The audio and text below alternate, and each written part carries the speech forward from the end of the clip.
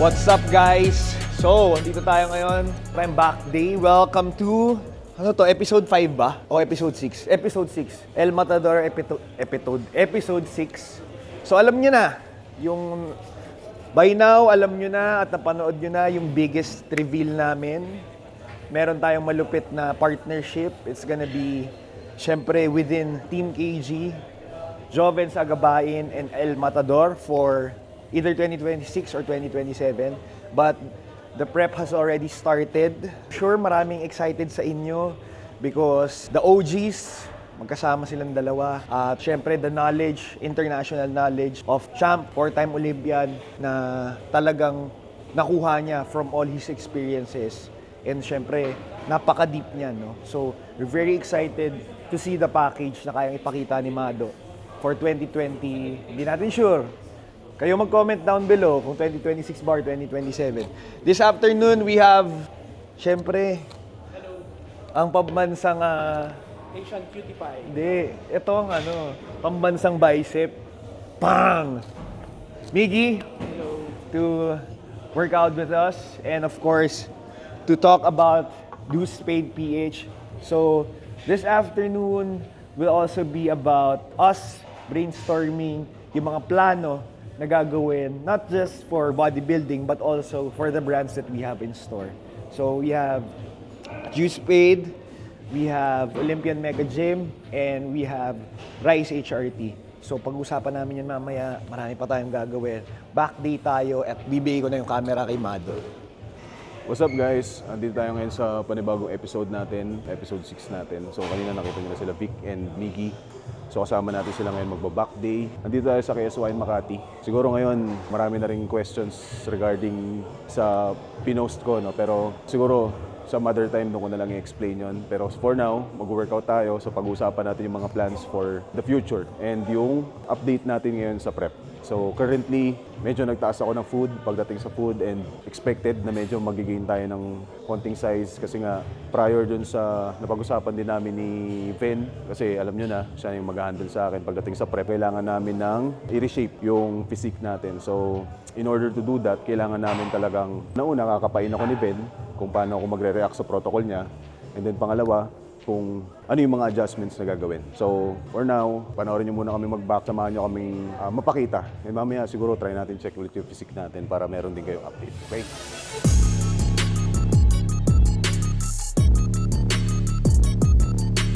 So guys, suot natin yung isa sa mga designs natin sa Do Spade. Diba? Para lang sa mga may bayag.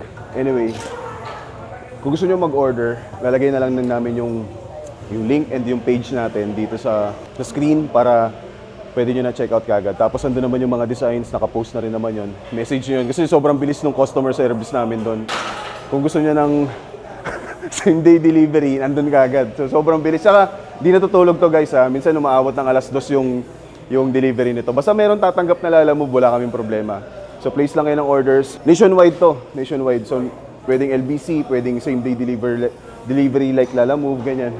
So PM lang kayo, mga design. And siguro tsaka ako na i-announce. Sa ngayon kasi, ito pa lang yung mga designs natin kasi nga tinatry din natin ipamove yung mga stocks natin. Pero soon, syempre maglalabas pa tayo na mas marami.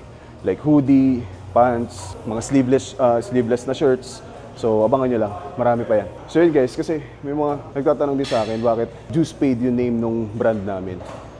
Kasi ako, as an athlete, I mean, kahit hindi sa pagiging bodybuilder. So in life general. Kaya pinangalanan namin yung brand na Do Spade kasi everyday kasi we treat it, pag nag-set kami ng goal, everyday tinitreat namin yun as dues.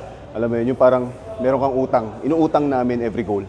So everyday, kailangan namin bayaran yung hulog-hulugan na yun towards dun sa goal. Gets? So everyday, ang main goal is mabayaran yung goal na inutang na yon or kung ano man yung siniset namin na standard para sa amin personally. Every day gusto namin siyang i-workout. So every day is a step forward towards dun sa goal na yon. So dapat binabayaran namin siya every day. Like papakita ka every day sa training, papakita ka lagi sa work mo, papakita ka talaga kung saan ka dapat magpakita na kailangan ng presence mo. So everyday, consistency, motivation, lahat. So sama-sama yan doon. So kung mapapansin niyo yung mga design namin is almost mga puro statements.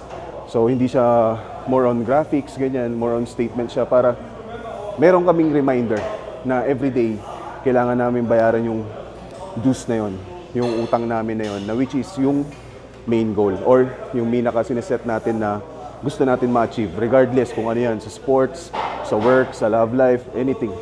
So yun yung ginagawa namin. So kaya namin pinangalanan to para daily reminder na kailangan namin ma-accomplish kahit ano, step by step, every day towards papunta rin sa goal. So, yan. Kasi akala nung iba, big waves siya na rebranded. 'Di ba? So may mga nakarating sa akin regarding doon. So hindi guys, magkaiba 'yon. Si Big Waves, siya pa rin 'yon, Big Waves pa rin si Ju, then Do Spade sa amin to. So yun yung partner ko pagdating doon sa yan. So siya rin yung makakausap ninyo pag umorder kayo. Napakasipag sa work ethic, lupit din.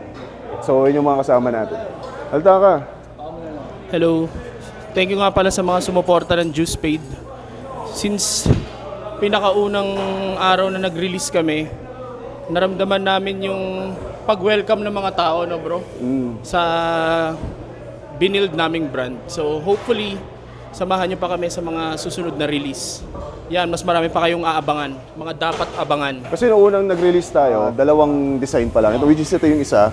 Tapos yung isa yung signature ko na yung may pangalan. Oh, so yun pa lang yung unang dalawa. Parang ano lang naman kasi namin to guys, parang outlet ng creativity namin. So hindi pa naman siya ganun totally blast na, full marketing and everything. Kumbaga parang product din ng creative lang namin to. Para lang, alam mo yun, kahit pa paano makapag-contribute tayo sa clothing industry ng Pilipinas, lalo sa bodybuilding na meron naman tayong mailabas para sa... Kaya sabi ko kanina, mapapansin nyo, puro mga statement shirts yan. Para something to remind yung mga tao na kailangan natin gumalaw, kailangan natin galawan itong mga activities natin or yung mga responsibilities natin para nun ma-achieve natin yung pinaka-main goal natin sa buhay. Salita ka na salita! Guys, alam nyo, napakadaldal nito. No? Kaya sinama ko, sabi ko baka makahatak tayo ng maraming views. Pero hindi, di ba? Kasi nahiya pa ito first, parang second time. Kasi pinaka-first niya, nag-fade away siya. So sabi ko, huwag ka na muna lumabas, tangin na nakakay. Hindi, abangan nyo kami. Abangan nyo kami nila Vic, nila Joven, ayan, si Coach Mado. Marami pa kaming plano para sa taon Maraming, na to. maraming collaborations guys na mangyayari for 2026 kasi nga Year of the Horse. So kailangan natin humataw for this year para mas, alam mo yun, makapag-produce tayo ng mga contents sa fitness and kung ano pa yung pwede nating ilabas. So, yan. Halo-halo naman ang mangyayari from prep to lifestyle, kung yung mga collaborations sa mga businesses natin dito na pwede nating i-share sa inyo. Kasi nga, kilala nyo naman kami guys na mahilig kami magbigay ng mga insights regarding sa mga experiences namin na pwede nyong gamitin din pag na-adapt ninyo, di ba? So yung mindset ang gusto namin makuha nyo para kung ano man ang tahakin ninyo na gusto ninyong makuha, kahit pa paano nakaka-contribute kami doon. So, panoorin nyo lang guys.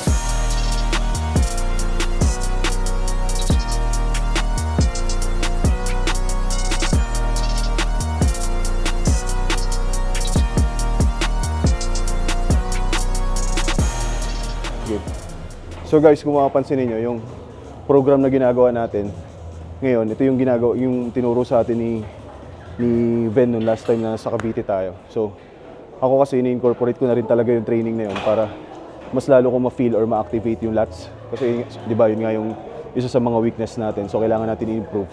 Hindi ko siya ma-develop kung paiba-iba ako lagi ng workout. So try muna natin mag-stick dun sa mga workouts na ini-incorporate sa atin ni Ben para mas ma-improve natin yung... Coach Ben! Ni Coach Ben.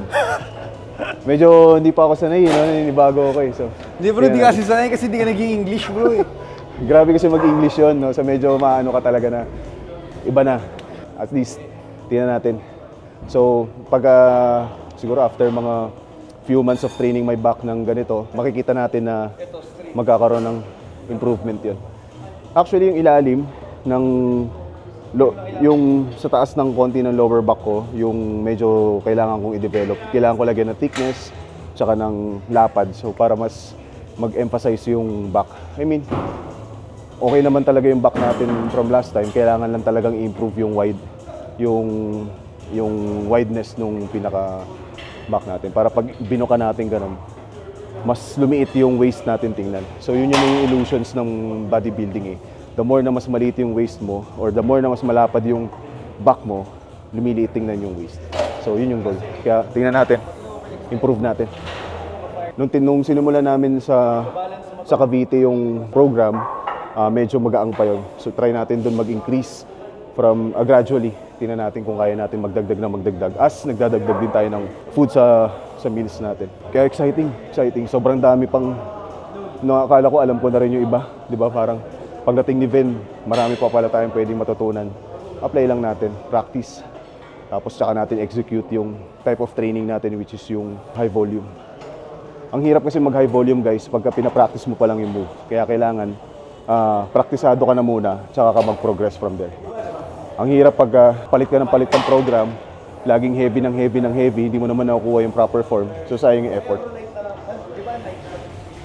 Ang trick dito, pag naaganyan ka, straight mo. Yan. Kaya nahihirapan sundan si Miggy yun kasi binlock ni Ben si Miggy.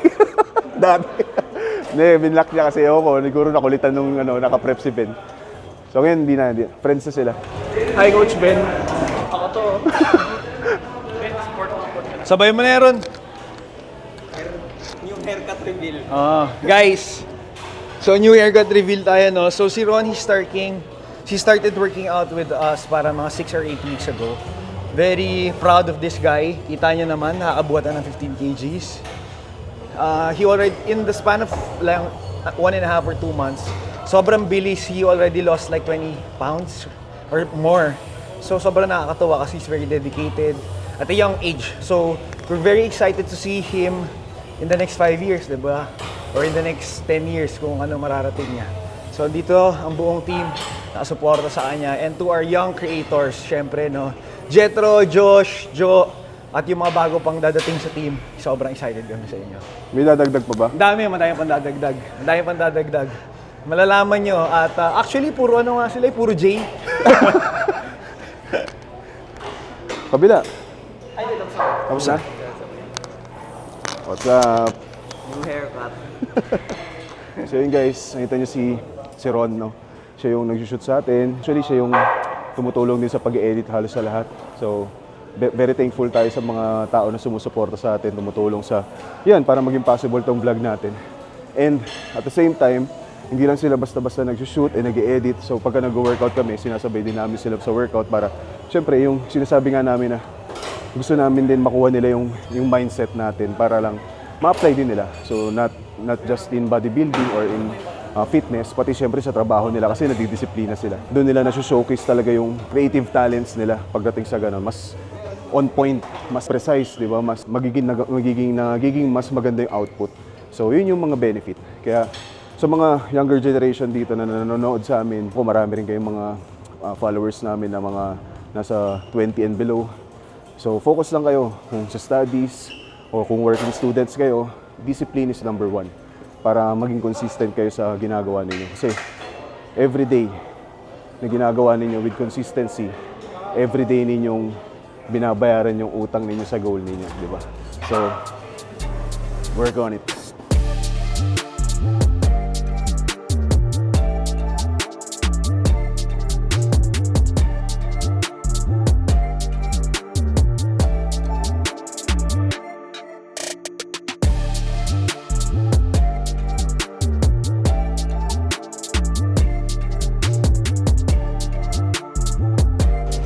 Guys, kung pansin nyo, hindi kayo masyadong makwento ngayon, no? Medyo dikdikan lang yung workout namin. Siyempre, meron talaga mga days na ganyan. Kasi, pero mamaya, chichika kami. Kasi hindi kami makahinga talaga. Ang hirap kasi guys, kala nyo madaling mag-vlog tapos habang nag-workout. Minsan, naghahabol ka ng hininga, tapos yun, minsan may kailangan kang sabihin, 'di ba? Parang medyo siyempre pangit naman kung lahat kami naghahabol ng hininga tapos nagsasalita, 'di ba? Tapos si Miggy, di nga nahihirapan si Miggy. Kunyari lang 'yan.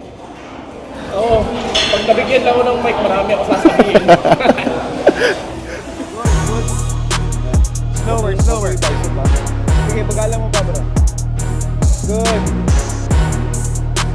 Let's go. Ganda. Proud na proud si Ben sa'yo niyan. Oo, pre.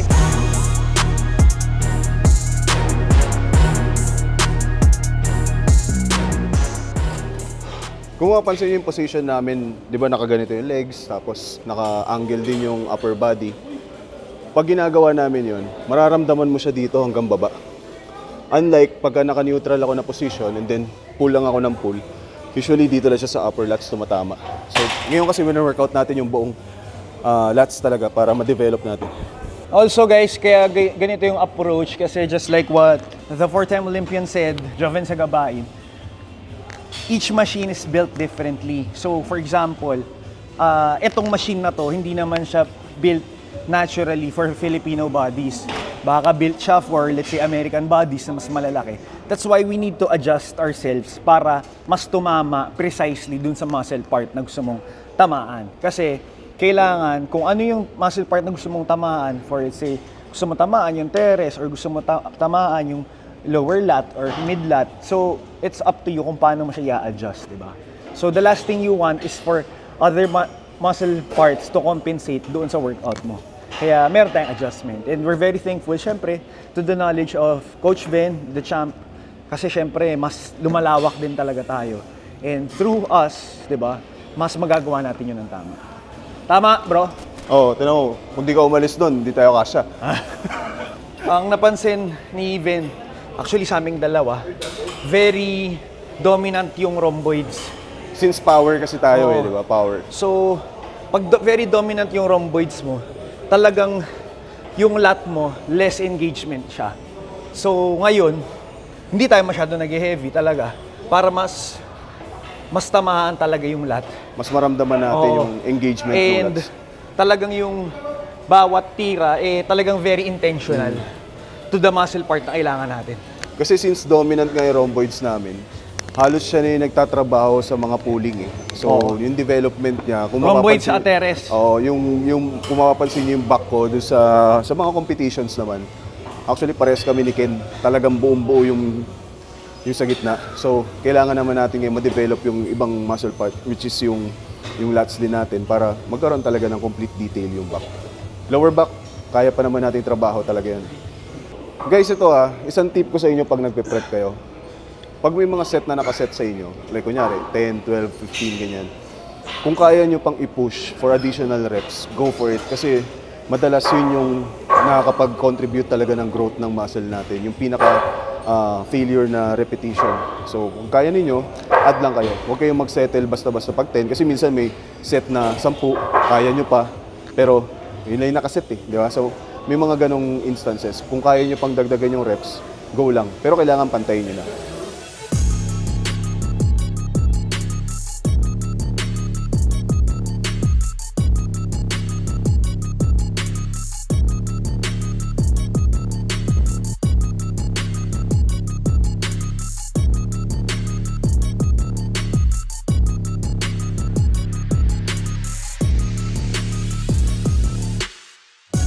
Guys, ito pala si Kuya Richard. Sa mga IFBB Pro natin na lumalaro. Actually, marami na siya naka-line up for this year. Lalagay ko yung mic kay Ang dami Kuya na- Richard Ang dami na naka-line up for Kuya Richard sa competition niya. This So, year. yun yung pinag-uusapan kasi namin kanina, yung challenge ng weight cap.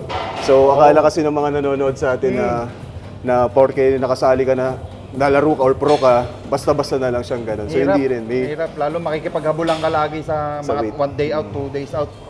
Lalo kasi kanina, sabi ko nga kay Kuya Richard na yung pagdating sa height, kasi medyo matangkad kami. So yung weight namin medyo parang mababa para sa height. Mababa, oo. Mababa para sa height namin. Kaya medyo lugi kami dun sa mga maliliit sa amin na build na puno. Yun, may advantage talaga. Kaya yan, sa akin sa Classic, 5'7 ako, kailangan 85 kilos lang ako. Eh lumalaro ako dati, 90, 92, 93 kilos. Almost parang open na rin, di Oo. ba? So yun yung challenging na kailangan ma-meet namin yung weight cap sa weigh-in mismo. So pag hindi ka kasi nakapasok dun sa weight cap na yun, hindi ka talaga nila palalaroin. Hindi ka palalaroin talaga. Bibigyan ka Sayang. naman nila ng chance na humabol. Pero yun nga, pag nasaran ka ng weigh-in, wala. Sayang Sayang yung prep. preparation mo ng ang haba-haba ng prep mo. Hindi ka Or makakalaro. lilipat ka ng ibang competition na ilang weeks na naman yung difference. So, nakaka-buryong nasira. din. No? So, yun yung mga challenge guys na sinasabi namin na hindi siya basta-basta. Lalo na pag nag-pro ka na, marami na siyang, kailangan talaga systematic na lahat. Bantay talaga, Bantay oo. talaga, systematic na, may plano talaga, hindi pwede yung prep ka lang ng prep basta-basta tapos kala mo makakasalang ka lang din basta-basta. Ganyan, off-season. Ngayon, off-season ko, hindi na ako talaga nagpapalaki dahil binabantayan ko yung 85 kilos ko palagi. Dati, si Kuya Richard, pag nakita niya nag-off-season niya, parang pang-open din talaga. Laki, oo. So, yun. Off-season namin, kailangan bantay din kami sa Bantay na, weight. oo. Para once na mag-start kami ng prep talaga, hindi na kami nag-i-increase or hindi kami masyadong mataas yung body fat namin bago mag-prep. Ibang-iba na talaga, Kuya, pagka pro na rin. Eh, no? Iba na, iba. Kaya lahat may kita nyo sa mga international athletes talaga na almost the whole year condition sila kasi yun na yung weight nila na kailangan nilang konting adjustments na lang tapos yun na, di ba? Yun ang mahirap, paano ka mag-i-improve na mini-maintain mo yung weight Oo. na hindi ka masyado pwedeng magdagdag ng masyadong Hindi ka pwede pagkain. magpalaki talaga ng Oo. ano. Kasi Diba? dati 2-1-2 talaga ako eh. Sanay ako nung kain lang, palaki. Ngayon may binabantayan na akong timbang kaya wala, hindi ko kailangan ng magpalaki. Pero ginagawa pa rin naman namin yung best namin para mag-improve dun sa given na weight na binibigay sa amin. So yun, tingnan natin. Yan. For Si Mato, next sa Olympian. Sana. Abangan natin, laki So guys, syempre, bakit sasabihin nyo na naman, tangina bakit pati si Kuya Richard nare-repost yung mga story ko? Pasensyahan tayo, mainggit kayo. Joke!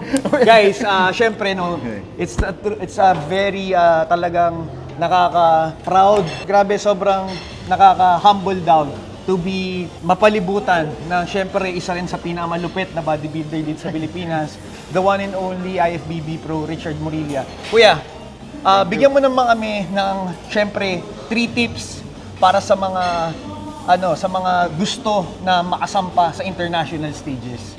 Ayun. First tip, Siyempre kailangan na preparado ka. Utak, katawan, financial. pera yan. Number one Number one yan. Number one yan. Kasi wala. Kung hindi sakto yung budget mo, hindi naman pwede yung titipirin mo yung prep mo. Totoo. Instead of, halimbawa, per day, 2 kilong manok ka, gagawin mo 1 kilo, walang mangyayari Yung sa'yo. obra. And Oo. syempre no, siguro dun sa sinabi ni Kuya Richard, talagang kasi yan finances, mind, and body, di ba? Kasi syempre, kunyari, finances hindi ka ready, oo. hindi ka talaga uubra. Nasa Biblia din naman yan, no? Kailangan paghandaan mo talaga yung Tsaka, bawat yun nga, kahit ready yung katawan mo, ready yung utak mo, tas hindi naman ready yung bulsa mo, wala rin. Kuya Richard, ano yung tip number 2 mo? Tip number 2, syempre, kailangan yung support ng family mo. Sigurado ka sa gagawin mo, kailangan nandyan sila. Tama.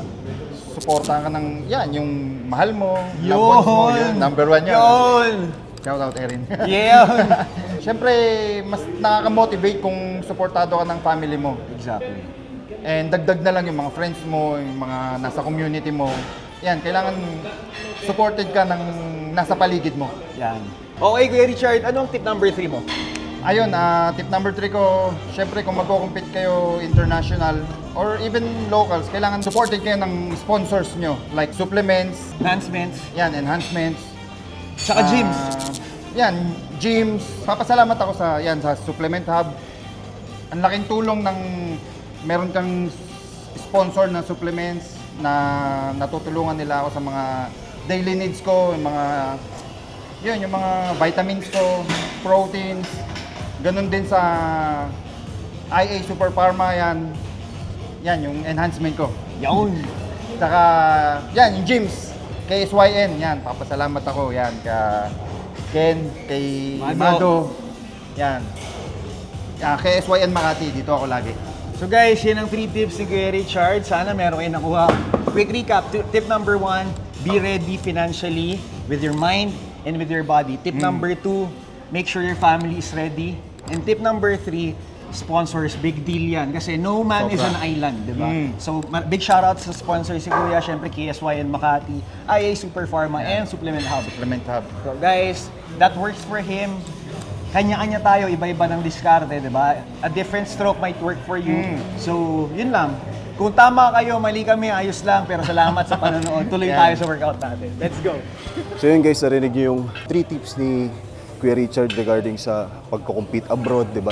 Paulit-ulit namin sinasabi na ang laking importance ng preparation, hindi pa yung prep talaga na process ng workout, dieting, ganyan. Yung preparation pa lang, medyo kailangan mo talaga ng support system. Grabe kasi, ang hirap niya gawin mag-isa. Una-una, financially. No? Pangalawa, siyempre, pag nag-start na yung prep, kung problema pa rin yung financial to support the prep, medyo nakaka-stress na yun. So, dagdag ko lang na before kayo mag-decide to compete internationally, dapat kompleto na kayo lahat muna. Diba? Ang hirap kasi pagkalagitnaan ng preparation, maghahanap kayo ng yung pang-support, financial or supplements na gagamitin ninyo or yung mga enhancements na gagamitin ninyo. So, mahirap. Kaya kailangan, before prep, kompleto na, may plano na, execute na lang yung preparation for the competition. So, sobrang solid pag nandito yung mga experience talaga na IFBB Pro. Diba tayo, nung mga first vlogs natin, yung experience natin as a fresh IFBB Pro. So, yan, may mga nakakausap tayo ng mga seasoned na IFBB Pro na nakakapag-share din sa atin dito sa channel natin ng mga insights, experiences, di ba? So, support natin guys yung mga Filipino na lumalaban. Huwag nyo nang i-bash kasi, nire-represent namin kayo. Pagka lumalabas kami ng bansa, dala natin yung bandila natin, dala natin yung pride natin, dala natin yung lahi natin, para may showcase natin sa ibang bansa yung talent na meron din tayong mga Pilipino na kaya natin makipagsabayan sa international stage, di ba? So, andyan si Vin na lumalaro na sa Olympia, na hopefully tayo din makasampa din. And syempre, wini-wish din natin yun sa lahat ng mga IFBB Pro na makapasok talaga sa Olympia para mas marami ron, mas maganda. Di ba? Parang team talaga tayong pupunta sa Olympia, which is sobrang nakakatuwa.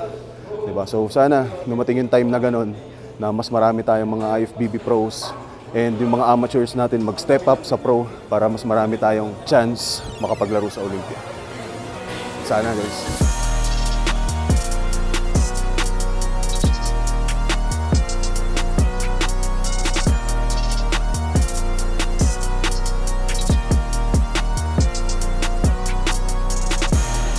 Buti ngayon no bro.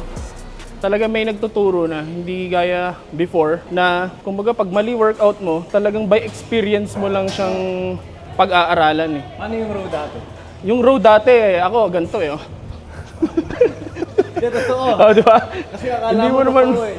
Tsaka yung mga tao na kapaligid sa'yo, sasabihin sa'yo, dapat isipin mo nagro-row ka ng Oo, di ba? Kailangan pagka lat pull down, kailangan parang umaakit ka ng bundok. Oo.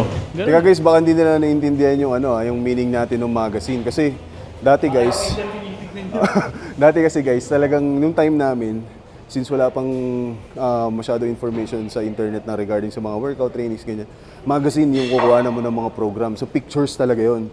So yun yung gagayahin mo. Ngayon, paano mo gagayahin yung picture, di ba? So minsan may mga step by step yon from point A to point B, pero usually kasi wala. So ikaw, gagawin mo, talagang papakiramdam mo kung tumatama ba. So mahirap pag unlike ngayon na flooded na tayo ng information, ng mga videos online, makikita nyo na ang dami ng variations na pwede mong makita sa isang workout lang. Kunyari, back ka, napakarami ng mga muscle, ang dami ng mga machines na pwedeng gamitin. So, take advantage yun guys. Pero, syempre, iba pa rin if may coach kayo. So, plug in natin ngayon online coaching and personal training. So, mag-open ulit ako ng personal training. Pwede sa Fairview, pwede sa Makati. PM nyo lang ako or email. Ron, lagay natin yung email ng online coaching yan. Lagay natin dyan. So, tumatanggap ako. Limited clients lang talaga kasi syempre yung travel, diba? So, paunahan na lang guys. Ngayon, sa contest prep, marami rin. Tumatanggap din ako ng mga, kung gusto nyo mag-prep for ngayon, competition season na. So, ang dami na nagko-compete ngayon. If ever kailangan nyo ng coach, pwede nyo email or DM nyo lang ako sa IG. O ganyan yan guys. Tuturuan ako ni Coach Mado ng proper form sa lat pull. O di ba? Yun niya ako turuan. Yan, ganyan.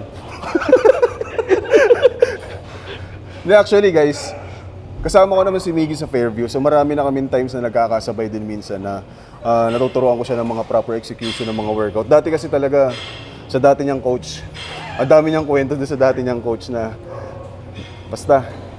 So, nabibigyan natin siya ng mga tips since naka-prep din siya for KG Classic this year. Hold.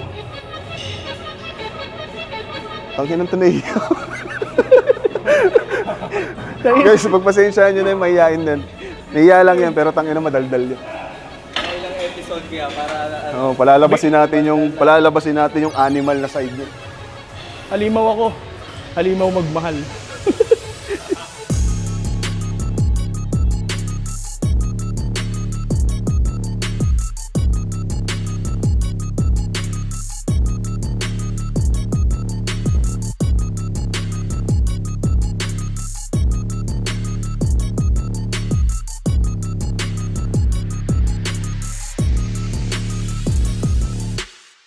Okay guys, vlog ko na to ngayon. De joke lang. Ito yung kagandahan pag sumasabay ka sa talagang marurunong. Yung knowledge talaga na nagigain mo. Tapos for sure, on the next, halimbawa back tayo. On the next back mo talagang maa-apply mo siya. Hindi biro talaga yung prep. Sa nakikita ko sa mga ginagawa namin, talagang magsusumikap ka talaga. Grabe. Grabe kasabay to mga to. Kumbiga, alin yun, dali lang, oh. So, hindi lang puro buhat sa prep, tsaka puro diet. Malaking factor talaga posing. So, presentation, practice, kailangan ma-present nyo ng maayos yung, ma-showcase nyo na maayos yung pinaghirapan nyo na physique. Kasi kung hindi, mauubos yun. Sayang. Actually, nakailang laro na kami na ganun, na medyo hirap ako mag-posing. Pero yun nga, AGP, na-practice natin yung very basic lang naman na posing. Pero at least na ilabas natin yung mga strength natin sa condition. So yun, feeling ko yun yung naging winning factor natin doon. So advice din ulit sa mga naka-prep ngayon, kung nag-start na kayo mag-prep, start na rin kayo mag-practice ng posing kasi ang hirap i-practice yung endurance sa posing. So the more na lumalapit yung laban, the more na humihirap din yung posing. Kung magpo-posing ka lang ng 3 weeks, 2 weeks out, naku po, umusan ka ng hangin dyan pagdating sa show day. So mas maganda, practice na kayo habang malayo pa para yung transition, yung pag-hold ng muscle, malinis na. And tuloy-tuloy na. Para if ever magkaroon ng adjustments, 2 weeks out, peak week, adjust na lang, konting polish, show day. So yun guys, tapos na naman yung workout natin for today. Sabay natin si Brother Vic, si Miggy. Tapos nakasama din natin ngayon si Kuya Richard, no? Nakapagbigay siya ng mga tips regarding sa mga athletes na nagpe-prep for the national show. So ganoon naman tayo if ever may makita tayo ng mga part ng industry na pakilala natin. Siyempre, gusto rin natin makuhanan sila ng mga tips or insights regarding sa experiences. Regardless kung pro man yan o hindi pro. No? So hindi naman natin pinipili yung mga ganon. Kaya gusto lang natin makapag-share din sa inyo ng mga informations na pwede natin gamitin para if ever magpe-prep tayo for a local show or international show, meron tayong idea. So, nandito naman kami to i-guide kayo lahat para lang, siyempre, hindi na kayo mangapa and hindi na kayo mahirapan na isipin kung ano pa yung mga pwede ninyong gawin, di ba? So, sana nakakatulong kami pagdating doon. So, shoutout sa mga nanonood sa atin, sa mga nagko-comment sa atin sa channel natin. Well, medyo maliit pa tayo ngayon pero nadadagdagan naman everyday. So, thank you guys sa support, sa mga nagko-comments, sa mga nagsasubscribe, sa mga nag-share din. Thank you. So, thank you din sa mga sponsors natin, Boss KG, Team KG, Visionary, sila Vic, and yung DoSpade. So guys, follow nyo yung DoSpade. Actually, DoSpade nag-sponsor sa akin pero ako naman may-ari na.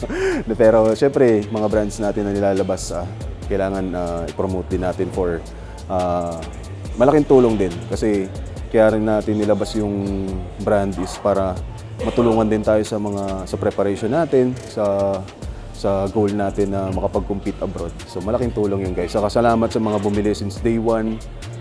Siyempre sa KSYN na inalaw tayo mag-vlog dito sa Makati. And malay mo, sa ibang branch naman makapag-visit din tayo. So, thank you guys. Thank you kay Ron, siya yung shooter natin for today. Tapos thank you sa Visionary, sa Team Visionary, sa lahat, sa mga tropa nating nag-aabang ng mga episodes. Episode 6. So, kita-kits guys. Till next vlog.